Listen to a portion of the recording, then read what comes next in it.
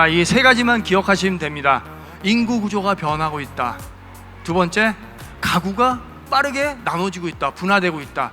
세 번째가 인구가 이동하고 있다. 요 세 가지만 기억하시면 됩니다.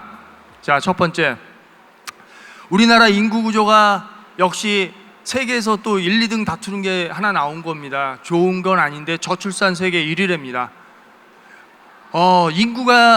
현행 인구가 유지되려면은 이 2명 가량이 2.1 이 정도 출산율이 나와야 되는데 현재는 세계에서 가장 나는 1.1 수준이래요. 거의 그러니까 이게 뭐 대체가 인구 감소가 눈에 보이는 거죠. 그러면은 주택의 수요도 줄어들 거라고 사람들은 말하고 있습니다. 두 번째는 고령화죠. 전 세계에서 가장 또 고령화가 빠르게 일어나는 게 바로 대한민국이랍니다. 그래서 쉽게 하면 출산은 그러니까 저출산 문화로 가고 있고 고령 인구는 늘고 있고, 이렇게 되면 어떻게 되죠?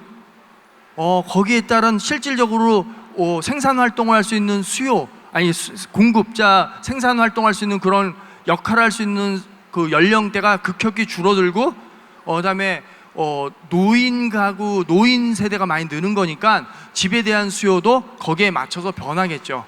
당연히 집에 대한 수요도 줄을 거라고 보는 겁니다. 그래서 큰 그림에서 사회경제학자에서 볼 때 인구가 줄어들면은 집은 수요는 줄 거라는 얘기가 계속 나오는 게 경제학이나 이런 사회학에서 얘기하고 있는 것 중에 하나입니다.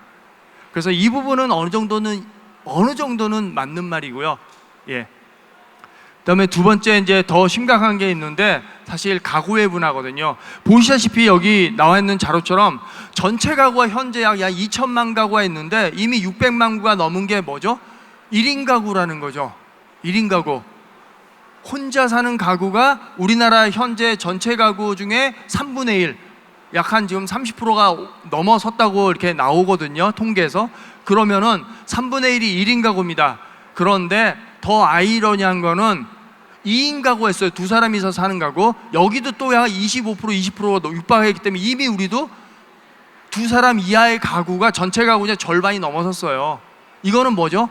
집이 크면은 큰 저택을, 큰 집을 큰 평형수를 찾는 수요가 많이 없다는 거예요, 이제 점점. 그래서 이 정도 옛날 같으면은 40평, 50평대 아파트가 대세라면 지금은 20평 아파트가 제일 비쌉니다.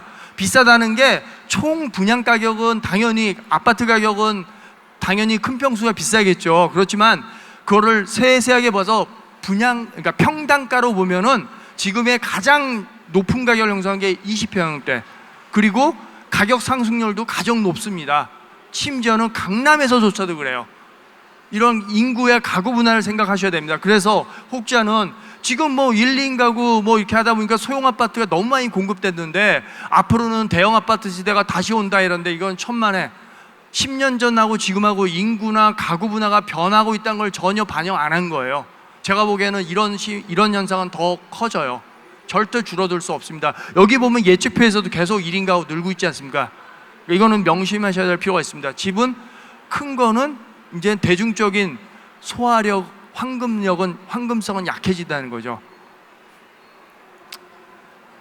자, 이제 마지막으로 이제 인구의 이동이 보겠습니다. 이게 어떤 그림인지 보이십니까? 예, 어디 많이 본 그림 같죠? 예.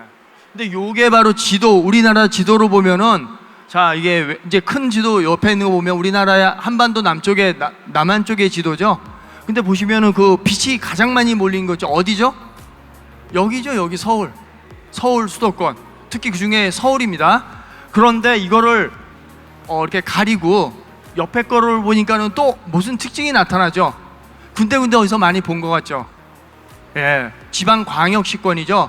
이 말이 뭐냐면은 인구의 이동이 데이터에 우리가 전출입 신고할 때 그 인구의 이동을 알 수 있거든요.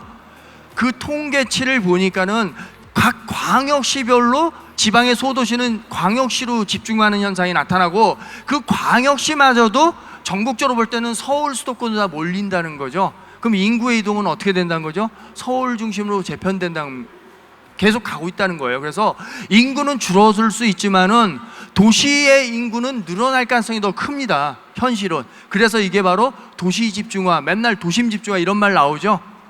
그런 점에서 부동산을, 특히 주택을 내가 만약에 그걸 투자 내지는 어떤 구매 수요의 관점에서 봤을 때는 이 부분에 대한 거를 전혀 간과하시면 안 돼요. 꼭 염두하셔야 됩니다. 도심 집중화는 앞으로도 더 심화될 거다. 그러면 미래의 앞으로의 시장 전망은 인구는 줄더라도 더 커지는 지역의 대도시권으로 형성될 거고 집은 작을수록 좋다. 이게 바로 그 미래의 그 우리가 집을 투자할 때 그 큰 보는 관점으로 보시면 됩니다.